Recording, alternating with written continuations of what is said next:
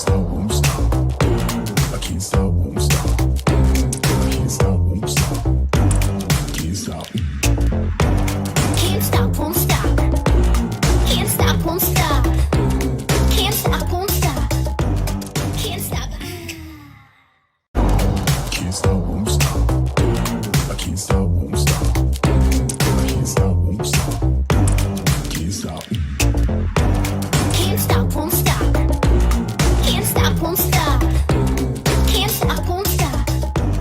Can't stop.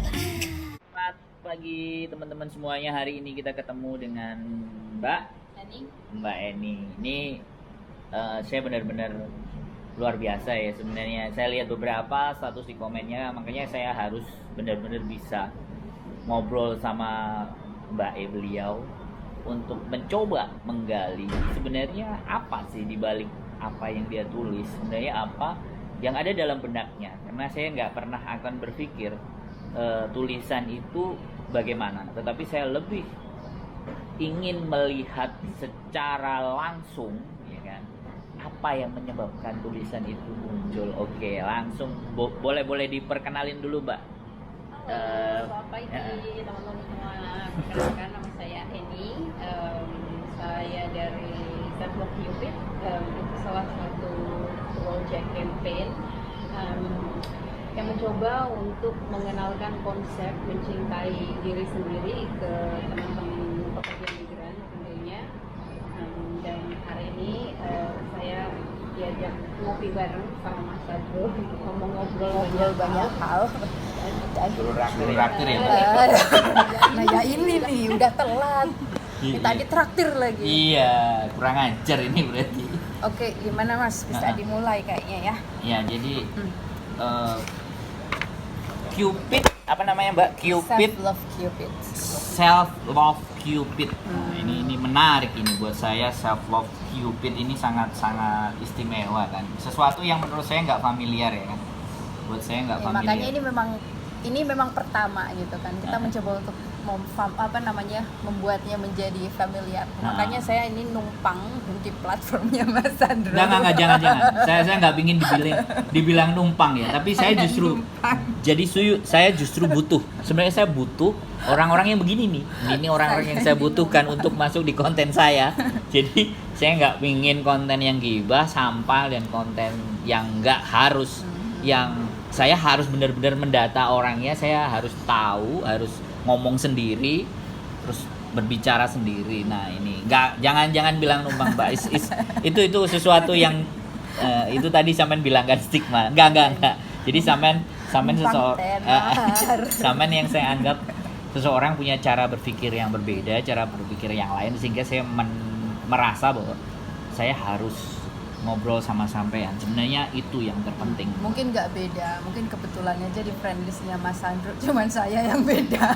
Ada beberapa orang segmen-segmennya yang memang berbeda, tetapi saya yakin di luar sana banyak. Ya, saya melihat ya itu cara berpikir orang yang merendah luar biasa. Ya enggak juga. Tapi memang banyak sebenarnya kalau saya perhatikan teman-teman PRI yang punya pemikiran kreatif, berani atau lainnya. Jadi mungkin memang beda cara.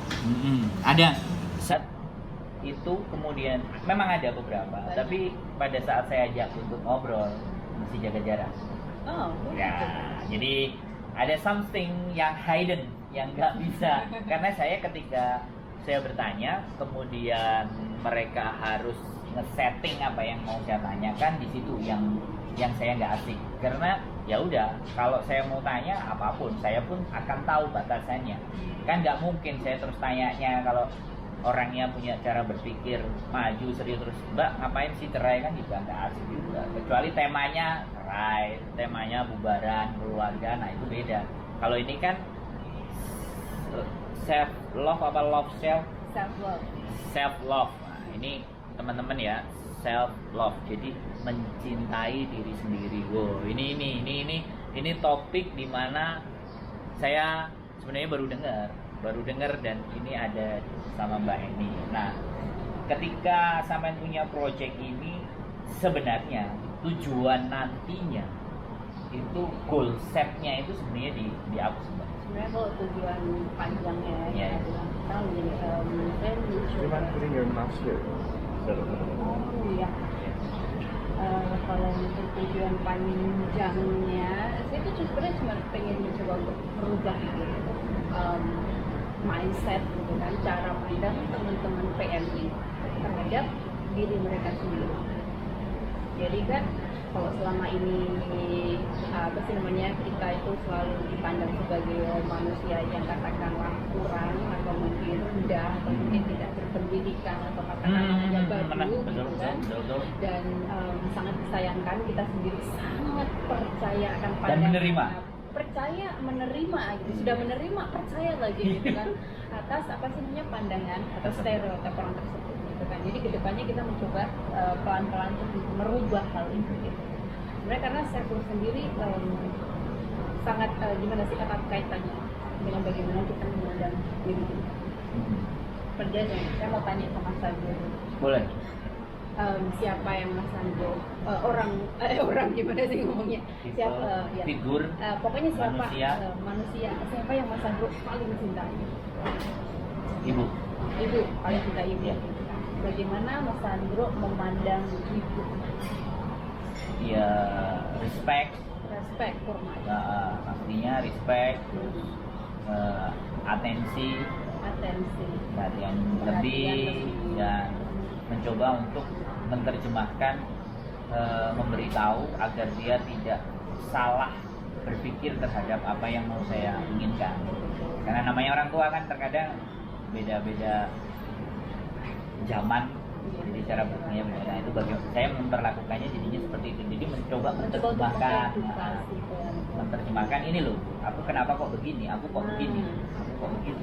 Nah, terus bagaimana Mas Sandro memperlakukan ibu? Bagaimana Mas Sandro ketika ngomong sama ibunya? Ya, terkadang memang di saat saya harus menyampaikan sesuatu yang serius, maka saya juga dengan harus bahasa yang serius, karena Tapi tetap dengan penuh hormat. ya karena Mencoba menjaga hatinya biar ya tidak jadi tapi kadang sesekali akan ada sesuatu yang tidak sama, mundur sebentar atau mungkin sempat menangis karena memang apa yang saya lakukan atau apa yang saya buat menurut dia itu terlampau berlebihan. Itu terjadi pada saat dia sudah mulai sangat lanjut sehingga lebih sensitif lebih semuanya, dan itu pernah. Dan tetapi pada saat muda dulu kalau kecil dia memperlakukan saya yang mungkin ekstrim untuk memang agar menjadi dia juga. kadang dicubit. Ya bukan hanya dicubit aja, dipukul, dicelup-celupin di bak, dipukulin ekstrim kan. Tapi begitu saya lihat ketika saya tumbuh grow dan dewasa, saya baru memahami oh ini saya diperlakukan kayak dulu itu Oke. untuk ini. Saya ingin mencoba Mas Sandro untuk berpikir apa yang Mas Sandro lakukan ketika ibu bilang saya sakit kepala. Apa yang Mas Sandro akan lakukan? Ya paling sementara gimana mau Kalau Mas Sandro ada di sana. dibeliin obat apa mau dipijitin. Nah kayak gitu. Kalau That's misalnya ada tetangga Mas Sandro gitu kan marah ke ibunya, maki-maki ke ibunya, rela nggak? Iya. Kalau tetangga ya, tetangga dan semua. Pokoknya nggak tetangga siapapun. Pokoknya siapapun yang Rela ekstrimnya. Dulu pada waktu masih kecil, dewasa pernah ada yang menyampaikan ke ibu saya bahwa kalau nggak kuat nyekolahin anaknya ya nggak usah disekolahin. Nah karena kita belum mempunyai daya dan upaya, pada saat itu hanya bilang sabar bu gitu loh. Kita akan lihat next episode kayak gimana. Itu masih teringat. Orang-orang terdekat ibu menyampaikan hal itu sehingga rasanya sakit hati. Ya pasti, nggak terima, pasti, kan, gitu. pasti. Nah, sekarang kita balikkan gitu kan, apa yang sebenarnya kita lakukan untuk orang-orang kita cintai itu mirip gitu dengan apa yang Mas Sandro lakukan ke ibunya gitu. Kita menghargai mereka, kita menyayangi mereka, kita memperhatikan mereka gitu kan. Mereka tersakiti sedikit kita nggak rela, mereka sakit sedikit aja kita buru-buru nyari obat, nyari dokter, whatever. Membuat sesuatu ya. Tapi gitu kan, anehnya gitu, ketika gitu kan hal itu terjadi ke diri kita sendiri, belum tentu loh kita bisa seperti itu. Yes. Belum tentu kita bisa menyayangi respect, diri ya. kita, harus kita berbuat bisa apa. Respect diri kita, menghormati diri kita gitu kan, memandang diri kita sebagai seseorang yang juga tinggi. Terus kemudian katakanlah kalau kita sakit, sering ya gitu sakit kepala, alah biarin. kan, sakit perut sedikit alah biarin, kayak begitu kan. Terus kemudian kalau misalnya katakanlah ibu Mas Sandro ke Hong Kong gitu, rela nggak kalau ibunya nongkrong di bawah jembatan? Gak kebayangin. Loh kan nggak rela kan. Iya, iya, nggak Anehnya kebayang, bener. justru kita itu rela loh diri kita nongkrong di bawah jembatan seharian gitu kan, menghirup asap yang lewat. Terus kita pertanyaannya adalah kenapa ketika kita nggak rela orang yang kita cintai ini mendapat perlakuan buruk atau mengalami nasib buruk, tapi justru kita rela menerima gitu loh ketika hal-hal yang buruk itu terjadi ke diri Kita sendiri. Terus dulu justru kita itu sangat abai dengan kebutuhan tubuh kita, kondisi tubuh kita, bahkan perasaan kita sendiri. Nah di sini kenapa kita Ini yang mulai mau iya, ditanamin. yang mau ditanamin gitu loh. Iya. Perhatikan diri kita sendiri. Karena gini, orang tua mereka bisa tua, mereka bisa meninggal. Kemudian katakanlah pasangan yang kita beliin Ninja, yang kita beliin Avanza, yang setiap bulan kita kasih kiriman, itu bisa selingkuh, bisa berubah pikiran, bisa berubah perasaan. Itu kan anak, katakanlah anak mereka bisa dewasa, Iya, pada iya. akhirnya mereka akan meninggalkan kita karena kita Menarik. berumah tangga, nah kan? Siapa yang akan tetap di sana? Diri kita sendiri gitu. Nah, kenapa justru Hal seperti itu. kesapa seperti itu justru Terjadi. terjadi? Nah, Oke. seharusnya Saya boleh. sebenarnya di sini. Saya boleh cerita. Jadi Kenapa? itu benar sangat terjadi kepada mereka karena mereka menganggap di sini itu apa ya, bahwa oke, saya akan terima keadaan ini demi orang-orang yang kita sayangi di sana. Exactly, Iya. padahal Ya, I know. nggak ada garansinya Yang di sana, yang di sana perhatikan di sini. yang di sana Itu benar. itu akan tetap bersama-sama dengan kita. Itu- Segala sesuatunya itu harus seimbang. Iya. Jangan di sini kita Kayak gini makan cuma seadanya. terus kemudian libur kita ngirit-ngirit rela di bawah jembatan, makan beli makanan yang di pinggir jalan gitu, sementara yang di rumah kita berikan yang terbaik gitu. Ketika mereka yang di rumah meninggalkan kita runtuh mas, kita runtuh beneran. Ngeri. Ya memang beneran kan, kita pada akhirnya kan kita sudah kita kehilangan materi, kita kemudian kehilangan energi, Moral, energi, segala tenaga sesuatu. gitu kan. Pada akhirnya ketika seperti itu akan menambah gitu kan pandangan lebih buruk terhadap diri kita sendiri. Kita akan merasa bodoh karena sudah berkorban untuk mereka. Terus, jadi akhirnya kan kita akan lebih merendahkan diri kita lagi. Oke, that's Itu state itu sama sih sebenarnya, tak, di status quo kemarin bahwa ketika kita dikecewain, ketika kita berharap sesuatu yang berlebih dan itu tidak kita dapat, yang terjadi down. Akhirnya kita nggak merasa bahwa sebenarnya yang lebih berharga itu diri kita, bukan orang-orang di sekitar kita, bukan orang-orang lain, tapi yang berharga adalah diri kita. Dan itu yang kepingin ya, yang menjadi project tujuan panjangnya sih itu yang ditanamin ke mereka dengan pelan-pelan. Karena sebenarnya kalau self love sendiri konsepnya itu sangat luas. Karena yang namanya kita mencintai kan pasti ada konsep self acceptance atau penerimaan diri. Ya. Ada self forgiveness, bagaimana kita Prosesnya untuk memaafkan diri kita sendiri. ya Bagaimana kita juga berdamai dengan diri berdamai sendiri, dengan diri sendiri. nge-setting segala Exactly, sesuatu. gitu. Bagaimana kita melindungi diri kita sendiri, Ya. terutama dari orang-orang yang terdekat, gitu kan. Tapi yang kadang justru lebih berbahaya dari orang lain. Iya. Jadi ada Saya rasa pepatah teman-teman PMI sangat Paham. sangat paham bagaimana orang-orang ini. Yang terdekat lah, adalah yang yang paling ber- jahat. yang berpotensi membuat mereka bisa sangat menderita. Cuman masalahnya adalah Seru ini. dari kecil memang kita selalu ditanamkan rasa belas kasih ke orang lain, Jadinya rasa ya. cinta ke orang lain, bahwa orang baik adalah orang yang melakukan hal untuk orang lain, berkorban untuk orang lain. Ini yang agak susahnya, kenapa kita harus selalu kenapa kita bikin project untuk mengingatkan teman-teman PMI gitu kan, bahwa oke gitu kan, untuk kamu perhatikan diri kamu sendiri, kebutuhan diri kamu sendiri. ini yang harus, dan saya sangat paham bahwa ini bukan hal yang susah, apalagi untuk merubah mindset orang yang sudah terdoktrin dari kecil untuk lebih mendahulukan orang lain, menyenangkan orang lain. Bahkan kesini pun tujuannya juga buat orang lain. Exactly. Karena pokoknya Balik lagi di situ, padahal ini adalah sangat, gimana saya bilangnya, kalau bilang salah Lingkaran kan. setan. Iya, jangan. Sebenarnya Terlalu sesuatu jahat yang ya. sangat salah gitu kan. Tapi karena semuanya kan ya memang tujuan mereka berangkat ke sini adalah mencoba untuk memperbaiki kehidupan yang lebih baik. Iya, tapi Di awal start kan betul. seperti itu.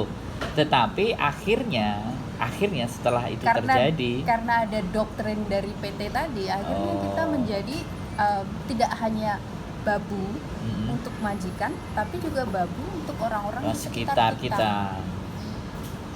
Ini Teman-teman berlaku coba di perhatikan, ini keril.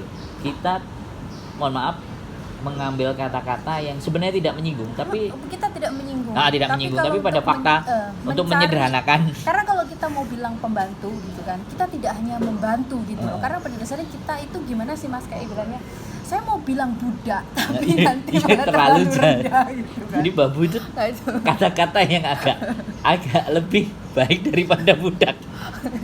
Karena jadi emang kita itu mau berkata, sekarang gini aja, kalau misalnya orang rumah gitu kan, katakanlah minta kiriman untuk untuk biaya sekolah, itu wajar. Tapi banyak kok paman yang minta sumbangan ketika ponakan mau nikah. ABC. Kalau kita nggak ngasih, ada yang nyumpah serapahin, ada yang ngejelek-jelekin, ada yang Akhirnya- katakannya kamu lupa ini itu gitu kan. Nah, pada akhirnya kita apa? Nggak punya kita nggak berdaya untuk berkata ada effort. tidak. Pada akhirnya sebenarnya ini tuh babu saja itu masih bisa berkata tidak gitu loh. Tapi justru kadang-kadang itu keinginan orang-orang terdekat sini kita tidak bisa berkata tidak lagi. Menarik. Padahal kalau dipikir duit kita yang kerja, Ya, punya kita. ada di rekening kita. Kenapa justru orang lain merasa lebih berhak daripada kita sendiri? Sebegitu tidak berdayakah kita akan hidup kita? Tidak berkuasa atas diri kita sendiri. Kita tidak punya kuasa atas diri dan kehidupan kita gitulah. Karena memang pada dasarnya kita tidak punya rasa hormat yang cukup untuk Kepada diri kita sendiri. Oke. Rasa sayang yang cukup terhadap diri kita sendiri, sampai ketika kita tidak bisa menyenangkan orang lain kita merasa bersalah. Saya sering loh ada teman yang curhat itu, Mbak, saya berdosa nggak sih kalau misalnya menolak? Salah nggak sih saya? Gitu. Untung nggak curhatnya sama saya ya. Kalau curhatnya sama saya lebih doktrin ekstrim lagi, Mbak. Aku udah nggak tahu ngapain dipikirin, Mbak. Udah main YouTube aja. Cuman Untungnya kesampean ya curhatnya. Masih diterima dengan lembut. masih diterima dulu. Kalau saya langsung tak doktrin kuat, Mbak. Kalau ada yang bercerita tentang suatu masalah dan keadaan, orang yang diharapkan kan empati. Kasihan, kamu gini. Saya enggak. Sekarang begini, saya hadapkan ke sebuah realita. Oke, sampean perempuan selalu menggunakan dengan hati. Oke, perasaan lo jauh lebih kuat. Tapi pertanyaan saya, ketika persentase perasaan sampean tonjolkan sampai mencapai 80%, remuk, guys. Bener. Nah, makanya di situ saya mencoba. Ketika ada yang berempati, aku selalu bilang, Mbak, aku bicara keras sama sampean dalam artian untuk come on, wake up. Saya bilang, bangkitlah dari apa yang selama ini ada dalam keterkungkungan cara berpikir teman-teman. Kalau Jadinya, saya mungkin memang beda cara. Saya lebih ke gimana sih kan ya? perempuan, men. Ya bukan hanya sekedar itu gitu. Karena gini, karena saya berpikirnya gini. Saya sendiri juga PMI gitu kan, TKW, pembabu apapun itu katakannya. Saya tahu betul gitu kan. Saya sudah pernah merasakan. Saya sudah pernah merasakannya di sana gitu kan. Gimana tersiksanya ketika kita ditekan majikan, ditekan keluarga gitu kan. Kadang ditekan oleh organisasi majelis kita gitu kan. Dan kemudian kamu curhat ke seseorang, ditekan lagi. Gitu. Nah, saya mikirnya gitu, Mas. Makanya kalau saya approach-nya lebih yang ke Sama berarti lebih sedikit ke tertata. Sedikit empuk, agak teredukasi. Kalau tetap ngeyel, nah baru Silakan. Kalau tetap ngeyel ya baru mulut saya yang gitu. Kalau saya ya kembali lagi sebenarnya ya untuk membongkar cara berpikir memang ada dengan cara smooth, dengan cara yang pelan. Tapi kalau menurut saya yang dia ceritakan sudah hal menggores hati dan perasaan yang terlalu dalam, maka saya cuman tidak ingin itu agar bertambah menjadi dalam. Segera kita obati dan kita cari sesuatu yang lebih better gitu, lebih bagus. Makanya kalau saya sistemnya kalau misalnya prinsipnya kayak gitu, pelan-pelan gitu. Kalau misalnya tetap ngeyel dan susah untuk bangun ya baru di. Nah, benar. Saya selalu kembali lagi, makanya saya sebenarnya di komunitas YouTuber Hongkong ini juga salah satu bentuk, kalau dibilang ya kan, kalau boleh dikatakan salah satu bentuk mengapresiasi kegiatan, mengapresiasi apa yang menjadi kemampuan teman-teman. Pesan kopi satu lagi. Iya, makanya engkau, excuse me. Nggak apa-apa, sambil kita. I just order one more black coffee to that lady, but until maybe now nobody give us. Jadi oke. Saya pikir project sampean memang ini harus dijadikan sesuatu yang rutin untuk dibahas. Kalau menurut saya sih. Awal Oktober ini kemungkinan kita akan ada webinar tentang self love ini. Kalau dulu pertama kali saya itu ada workshopnya itu bulan Maret, tapi itu offline karena masih bisa ngumpul. Tapi setelah itu kan karena belum bisa ngumpul, saya mencoba untuk kayak breakdown topik-topiknya. Biasanya minggu itu di fanpage saya ada sesi Sunday Coffee with Cupids. Kita mencoba untuk membahas hal-hal yang lebih gimana sih, yang lebih untuk menjadi concernnya perempuan gitu, kayak misalnya body shaming itu kan kayak ejekan fisik itu juga itu juga salah satu yang kadang membuat perempuan itu susah mencintai diri mereka atau menghargai memposisikan diri mereka. Karena ya ejekan orang tadi. Kemarin tuh kita juga sudah mencoba membahas untuk bagaimana berkata tidak ke orang-orang terdekat. Itu ada di Instagram. Nanti kita bisa diulang lagi kalau memang Mas Sandro mau, kita bisa bikin sesinya lagi. Bisa. Jadi saya tertarik dan ini bukan tidak dalam ranah bagian tidak, bukan ya, tapi justru ini juga yang secara implisit ya, secara sesuatu yang tidak langsung jadi bagian apa yang saya kontenkan. Jadi mencoba untuk mengingatkan mereka ya dengan cara-cara jati diri mereka. Dan mereka kan layak untuk diberikan nilai untuk punya bisa hati. loh jadi YouTuber gitu. Pasti. Karena pada dasarnya kamu nggak beda jauh dengan manusia Bisa ya, lain, YouTuber lain, iya. kita punya kesempatan yang sama gitu kan. Ayo jangan kurung kreativitas kamu hanya karena posisi dan keterbatasan. Nah ini yang juga sering saya sampaikan. Jadi keterbatasan apa yang ada dalam diri kamu itu bukan menjadi alasan agar raksasa dalam diri kalian itu bisa berkembang dan tumbuh. Itu bahasanya seperti itu. Memang bisa dipahami, agak sulit untuk kita bisa katakannya meruntuhkan mental block yang mudah dibangun oleh orang-orang di sekitar kita dan sistem masyarakat kita dari awal gitu.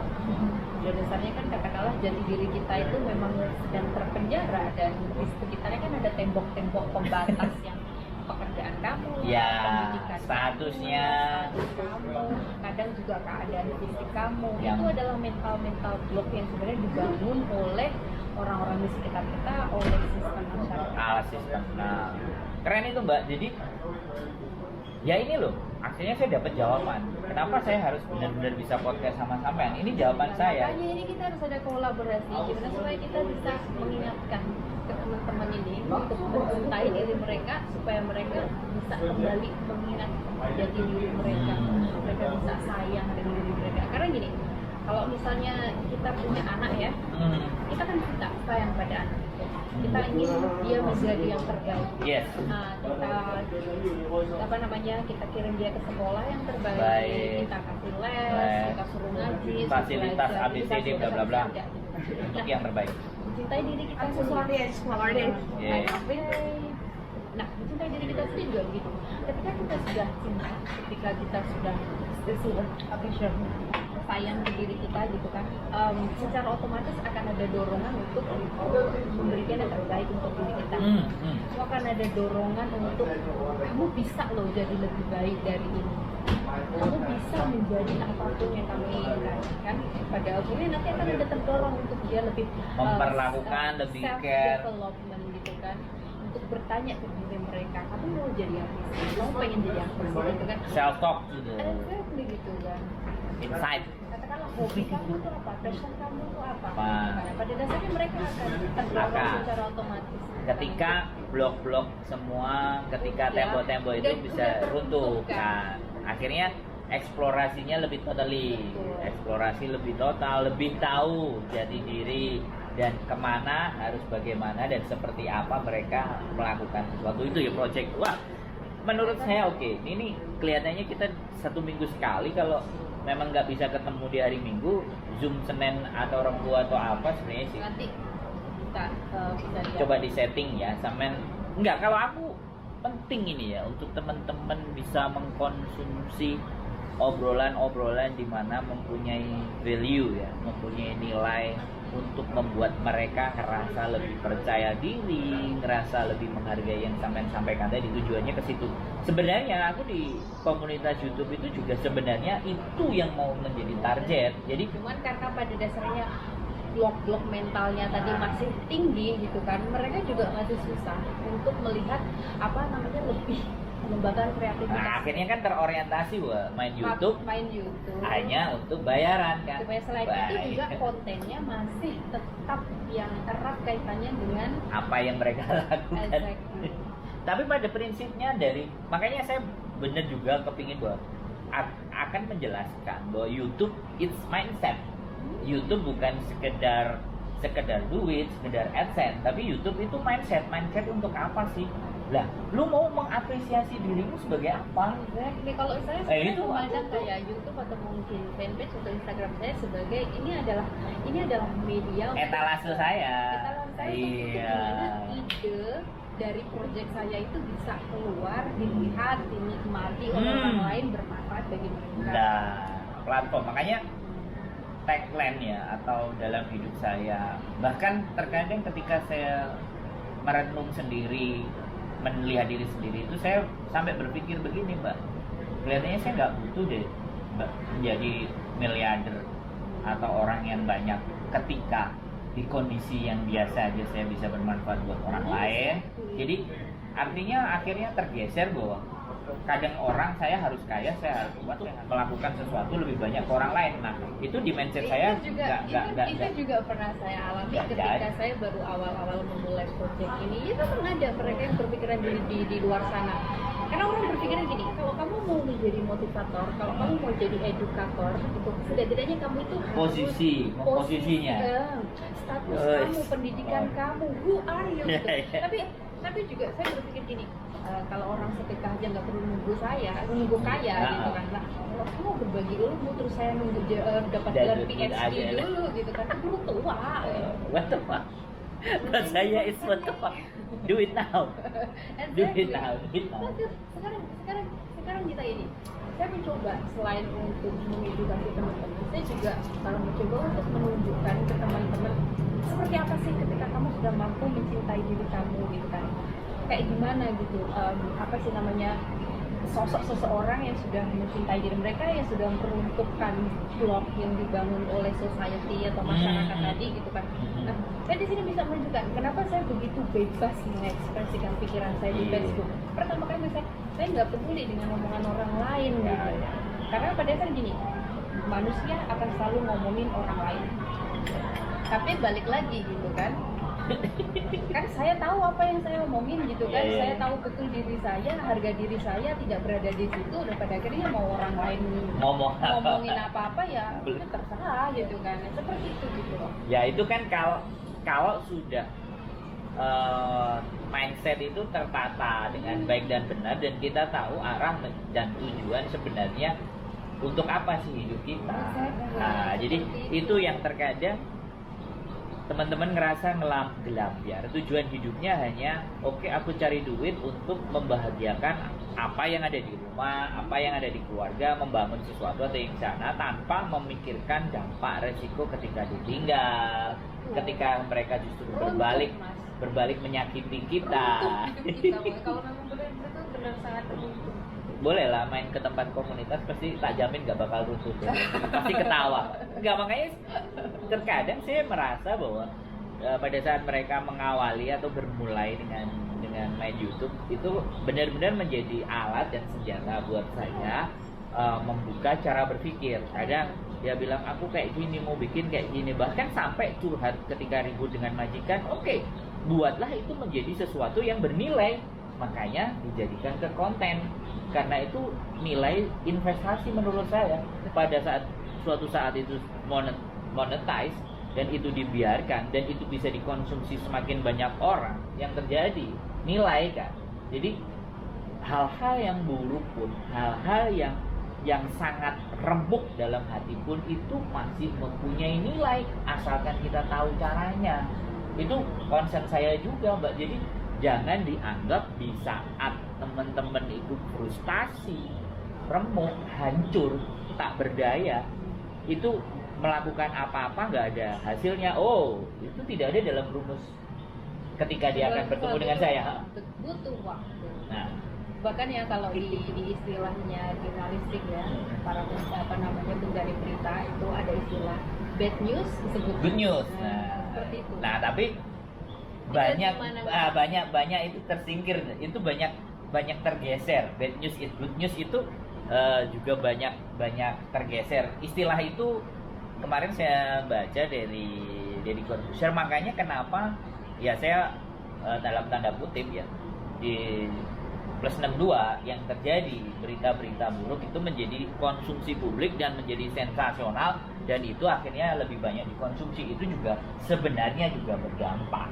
Tetapi ketika itu kita lakukan dengan penjelasan-penjelasan yang real dari yang bersangkutan, kemudian dia sendiri menceritakan agar orang lain tidak kena dengan hal yang sama. Bad news is good news, the real, tapi rata-rata is not real karena pada kebanyakan media memang nyari uang tadi. Ya what the fuck itu berarti. Makanya aku terus terang, aku nggak, mohon maaf sekali lagi, aku nggak begitu suka ketika seseorang dia di media kemudian itu menjadi ditambahi dengan bumbu terus ditulis bahwa udah dikonfirmasi ABCD bla bla bla, padahal sebenarnya itu hanya kemasan. Serius, dan saya benar-benar mau wawancarai seorang penulis, tak ajak sampai detik ini masih belum bisa deal. Serius, penulis saya ajak, dia suka nulis, dia suka berkarya, tak lihat sebuah talent. Tapi untuk saya datang, saya malah ditanya, yang mau ditanyain apa, ranahnya kemana, oh mohon maaf nanti dulu. Oke, yes, oke, fine buat saya, berarti oke ya, terserah dia mau nonton channelku silahkan, enggak juga enggak apa-apa. Tapi buat saya masih ada talent yang lain. Ya, maksud saya dalam pribadi seseorang itu ketika saya minat untuk mengkorek itu dalam artian saya dapat transfer knowledge kayak sampai ini, aku dapat dalam kualitas diskusinya itu dapat, taste-nya itu kena, dan ini sebenarnya juga masuk bagian dari concern saya, tetapi punya saya lebih general gitu loh. Nah, sampai langsung to the point bahwa merubah cara berpikir agar mereka benar-benar tahu dan memposisikan dirinya sendiri itu layak untuk dihargai juga. Karena pada dasarnya kadang orang tidak berpikir bahwa mendahulukan kebutuhan kita, mendahulukan diri kita itu adalah sebuah tindakan egois. Nah, tapi sebenarnya kita harus berpikir setiap manusia itu berkewajiban bertanggung jawab atas hidup mereka sendiri. Kalau tidak percaya dahulu. Nah, kalau tidak percaya gini kan, dalam hitungan dosa yang dihitung dosa siapa? Diri sendiri. Exactly. Yang kalau misalnya dosanya berat, yang masuk neraka siapa? Ya, diri sendiri. Exactly. Itu sudah sebenarnya suatu pertanda bahwa pada dasarnya kita itu bertanggung jawab pada diri kita sendiri. Tapi anehnya gini loh, bertanggung jawab atas kehidupan orang lain dan kita berharap orang lain bertanggung jawab atas kehidupan kita gitu. Logiknya di mana? Kan nggak masuk logika gitu. Kayak misalnya saya dan Mas Andro, saya berharap saya berharap gini, saya berharap Mas Andro mencintai saya, menyayangi saya, menghormati saya, memperhatikan saya, merawat saya sampai tua. Anehnya Mas Andro juga berharap saya mencintai Mas Andro, menyayangi Mas Andro, merawat Mas Andro sampai tua. Kenapa? Nggak gini aja, saya menyayangi diri saya sendiri, merawat diri saya, gitu kan. Mas Andro juga begitu, kita bergandeng tangan bersama-sama hidup bareng, gitu kan. Sama-sama memperhatikan diri kita masing-masing. Enggak, itu cara kalau sampean sudah berpikir ke pola berpikir sama yang seperti itu sebenarnya menurut saya pola berpikir sudah modern country. Itu rata-rata seperti itu ya. Mohon maaf, aku bicara ini adalah salah satu efek ketika mental block sudah runtuh gitu kan. Pikiran kita set free gitu kan. Pikiran kita itu kita bebaskan untuk berkembang, untuk menyerap segala informasi tanpa membatasi bahwa saya pembantu, saya tidak layak untuk membaca informasi ini, saya pembantu, saya tidak layak untuk belajar tentang ini. Nah, itu. Saya pembantu dan babu tidak layak untuk mencintai diri saya sendiri. It's wrong. Makanya kalau diperhatikan ya, sebagian besar LSM kalau ada serial edukasi pasti adalah kebanyakan bagaimana menata keuangan, bagaimana mempersiapkan keuangan itu. Tapi tidak ke empower of the self ya. Gitu kan. Power dari diri kita sendiri. ini manusia gitu kan, bukan cuma Benar. lingkup hidup kita itu bukan cuma hanya sekedar bagaimana ketika Bisnis, bagaimana usaha, bagaimana kita tapi untuk yang melandasi ya, yang melandasi untuk kesuksesan Kan? itu ya bagaimana memperlakukan. katanya kalau hidup hanya sekedar bekerja dan makan, babi hutan pun sama gitu. Tapi kita manusia gitu loh. Kita itu harus hidup menghidupi kehidupan kita, menikmati kehidupan kita. Menggarisbawahi bahwa sebuah egoisme ketika kita memikirkan diri kita sendiri sebelum kita berpikir ke orang lain, paradigma egoisme itu sebenarnya harus diletakkan pada porsi yang tepat. Jadi tidak segala sesuatu kalau apa-apa orang lain itu terus kita didahulukan sendiri, itu bukan sisi egoisme, tapi kita mesti lihat kapasitasnya, kita mesti Sebenarnya lihat kita hanya keadaannya. sekedar untuk memberikan hak dan melaksanakan kewajiban atas diri kita. Jadi harus self love. Ini sebenarnya berlaku untuk laki-laki dan perempuan. Ya, human being, ya Human semua being. manusia, semua manusia yang hidup Harus itu bisa. paling tidak menyadari dulu sebelum bisa berpikir dan bertindak melakukan itu kan memang menyadari. Saya ingin sebenarnya mau mencoba untuk ngasih satu gambaran. Boleh. Mas Andro tahu ketika orang kadang cemburu gitu kan, katakanlah Mas Andro istrinya jalan sama siapa, atau mungkin saya jalan sama Mas Andro pacar saya cemburu. Kenapa kita bisa cemburu gitu? Pada dasarnya kan kita ada rasa ketakutan bahwa orang tersebut akan berubah pikiran, bahwa orang tersebut akan lebih tertarik ke Orang lain gitu. dibandingkan Itu alasannya kenapa? Pada dasarnya kita kan merasa inferior, kita merasa insecure, kita merasa kurang dari orang lain tersebut gitu kan. Nah, ini adalah tapi ketika seseorang sudah bisa mencintai diri mereka, menghargai diri mereka, tahu betul jati diri mereka gitu kan. nggak khawatir dengan hal itu. Nggak akan khawatir karena pada dasarnya gitu.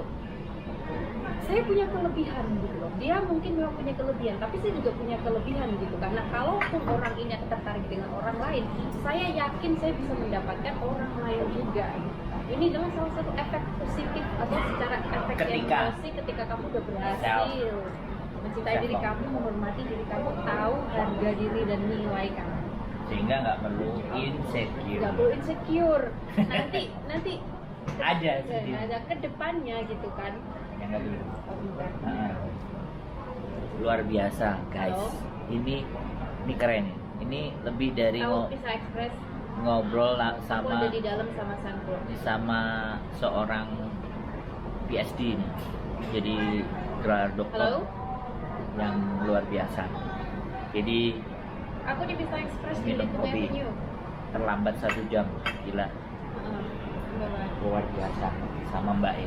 Nah, jadi kalau misalnya kita bisa gitu kan, katakanlah perempuan atau laki-laki itu karena tidak ngomong cemburu tadi, relationship antara kita dengan orang lain akan menjadi lebih menyenangkan, akan menjadi lebih baik lagi, Enak, lebih enak gak lagi. asik. Saya pernah ngerasain itu soal.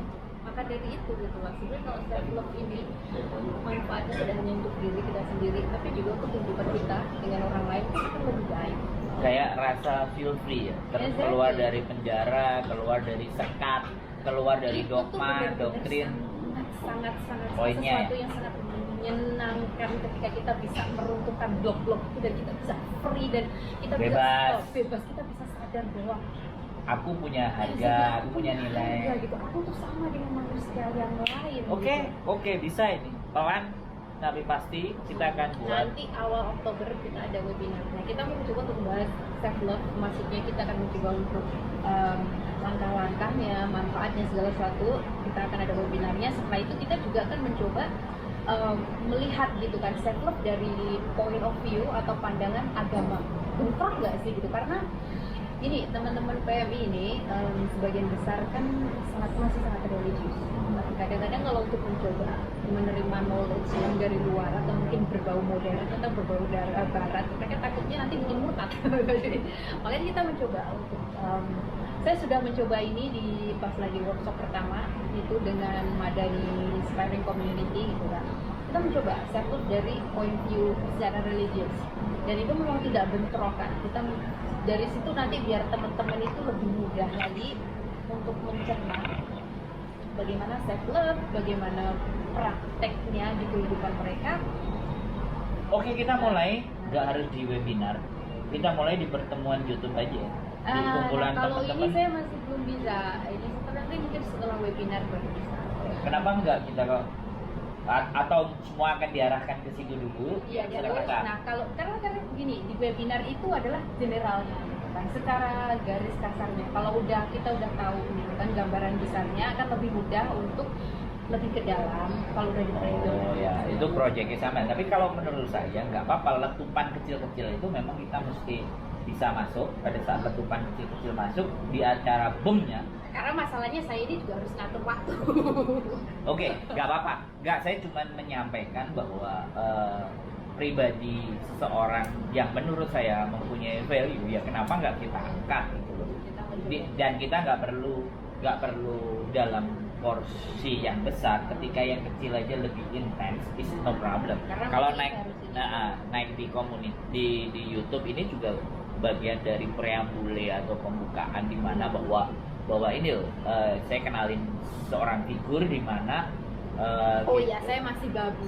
Saya masih pembantu ini. saya tidak bahas Maksudnya saya pekerjaan ingin ya di sini. Saya nggak bahas. saya ingin memberikan contoh bahwa kamu tidak harus tidak harus Gini, justru. menunggu kamu menjadi seseorang atau something atau Wah. public figure Nah. untuk memulai dan sharing. Kalau saya justru sampean babunya itu yang interesting.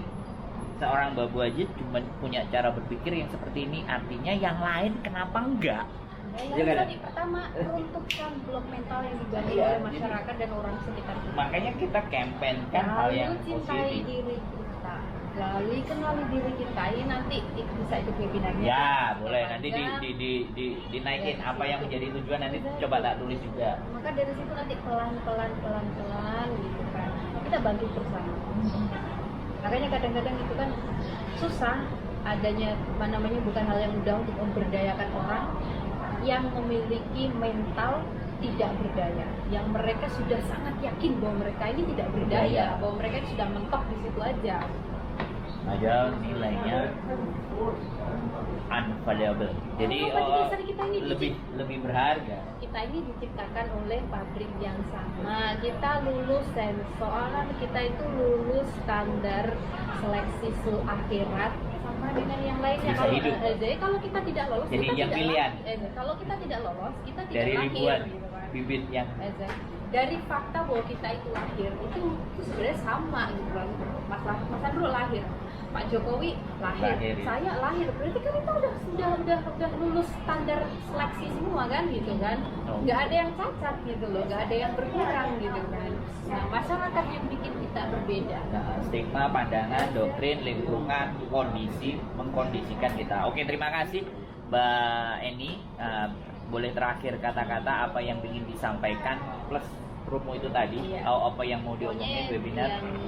Yang jelas nanti coba kita bakalan ada webinar itu mungkin sekitar awal Oktober. Teman-teman bisa ikut bergabung.